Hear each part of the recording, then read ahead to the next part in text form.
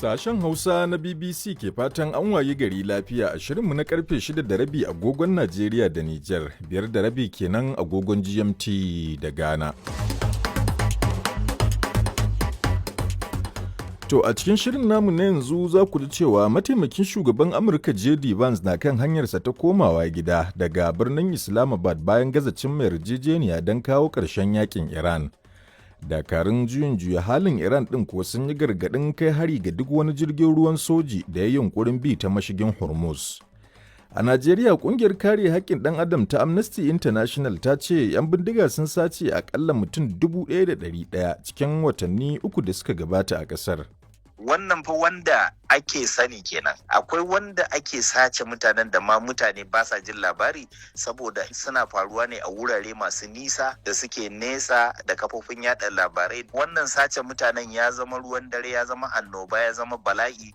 Har wa yau a Najeriya bayan shafe lokaci ana tattaunawa ƙarshe dai jigajigan jam'iyyar APC a jihar Bauchi sun yanke shawarar yin lale marhabin ga gwamnan jihar Bala Muhammad wanda ake raɗe-raɗin zai koma jam'iyyar.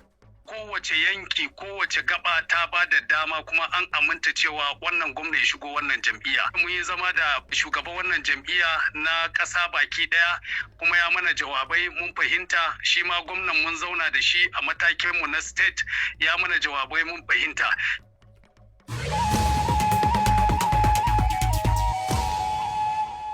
To muna tafa da dukkan waɗannan har ma da ƙarin wasu rahotanni a cikin shirin amma da farko sai a gyara zama don shan labaran duniya tukuna. Ni ne Imam Saleh. Mataimakin shugaban Amurka JD Vance na kan hanyarsa ta komawa gida Amurkar bayan wata doguwar tattaunawa a birnin Islamabad na Pakistan da wakilan Iran ta gaza cimma yarjejeniya don kawo ƙarshen rikicin gabas ta tsakiya. Mr. Vance ya bayyana tattaunawar a matsayin mai matuƙar muhimmanci, to amma ya ce ɓangaren Iran bai amince da abin da ya kira ta yin ƙarshe na Amurka ba.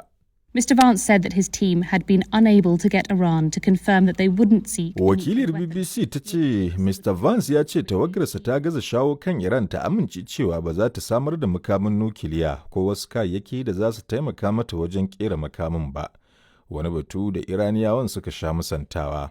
Kafofin watsa labarai a Iran ɗin sun rawaito cewa bukatun da Amurka ta gabatar da suka kira marasa kan gado ne suka hana samun ci gaba. Sun ce Amurkar ta nemi Iran ta yi watsi da hatta haƙƙinta na samar da shirin nukiliya na farar hula don samar da magunguna da kuma wutar lantarki, wani abu mai kama da yin saranda. Daga cikin batutuwan da suka janyo saɓani a tattaunawar har da matsayin mashigar Hormuz da kuma batun tsagaita wuta a Lebanon. To dakarun juyin juya halin Iran ɗin sun yi gargaɗin kai hari ga duk wani jirgin ruwan soji da ya yi yunkurin bi ta mashigin Hormuz. Kalaman sun zo ne bayan rundunar sojin Amurka a gabas ta tsakiya ta ce jiragen ruwan sojin ƙasar guda biyu sun wuce ta mashigar a karon farko tun bayan soma yakin. Sai dai Tehran ta musanta wannan ikirari tana mai cewa ita ce ke da iko da mashigar ruwan. Tun da faru Washington ta ce dakarunta sun fara cire nakiyoyi daga mashigar ikirarin da Tehran ɗin ta musanta. Wani jami'in sojin Amurka ya ce ƙoƙarin na mayar da hankali ne kan samar da hanya mai tsaro ga jiragen kasuwanci. Hukumar binciken sararin samaniyar Amurkar NASA ta yi maraba da dawowar 'yan sama jannatin nan hudu na kumbon Artemis 2. A wani gagarumin taro da aka yi a Houston bayan sun dawo lafiya daga duniyar wata. Mahalarta taron ciki har da iyalansu sun tarbe su da tafi mai ƙarfi da kuma jinjina. Kwamandan tawagar Reid Wiseman ya shaidawa abokan aikin nasa cewa yanzu sun zama waɗanda suka kafa tarihi. Ɗaya daga cikin 'yan sama jannatin Victor Glover ya bayyana godiyarsa ga duk waɗanda suka taimaka wajen tabbatar da wannan shiri. Ita ma Christina Koch ta ce abin da ya fi ɗaukar hankalinta shine yadda duhun sararin samaniya ya kewaye doron ƙasa, kai ka ce wani ƙwallo ne aka rataye. Tukuna shan labaran duniyar ne daga nan sashen Hausa na BBC. An fara kada ƙuri'a a zaben 'yan majalisar dokokin Hungary. Zaben zai fi jan hankali ne tsakanin jam'iyyar masu ra'ayin mazan jiya ta da ɗaɗɗan Firaministan ƙasar Viktor Orban da jam'iyyar masu matsakaicin ra'ayi ta babban abokin hamayyarsa Peter Magaya. An yi kamfe mai zafi a zaben da ake ganin zai zama mai muhimmanci ga makomar ƙasar. It may be a relatively small European country, but under Viktor... Wakilar BBC ta ce ko da yake Hungary na zaman karamar ƙasa a Turai, to amma a ƙarƙashin Viktor Orban ta samu ƙarfin faɗa a ji sosai a duniya. Kana Washington da Rasha da ƙasashen Turai na bibiyar sakamakon zaben. Mr. Orban, wanda ya shafe shekaru 16 a kan mulki, ya daɗe yana takun saƙa da ƙungiyar tarayyar Turai, kuma yana da kusanci sosai da shugaban Amurka Donald Trump da kuma shugaban Rasha Vladimir Putin.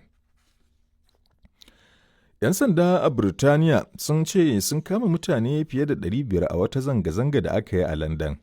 An gudanar da zanga-zangar ne domin nuna adawa da haramta ƙungiyar fafutuka ta Palestinian Action. Waɗanda aka kama sun hada da masu shekaru daga 14 zuwa 87, ciki har da Robert Danaja, ɗaya daga cikin waɗanda suka kafa wata ƙungiyar mawaƙa ta Massive Attack. Rahotanni sun ce ya ɗaga wata alama mai ɗauke da cewa yana goyon bayan ƙungiyar. Gwamnatin Burtaniya dai ta ayyana ƙungiyar a matsayin ta ta'addanci duk da cewa wani alƙalin kotu ya soke matakin. To amma har yanzu ana aiki da hakan, duba da cewa ana jiran hukuncin da za a yanke a ɗaukaka ƙarar da aka yi. Ƙungiyar ta zargi gwamnatin Burtaniya da hannu a abin da ta kira laifukan yaƙi da Isra'ila ke aikatawa a zirin Gaza. To ƙarshen labaran duniyar kenan daga nan sashen Hausa na BBC.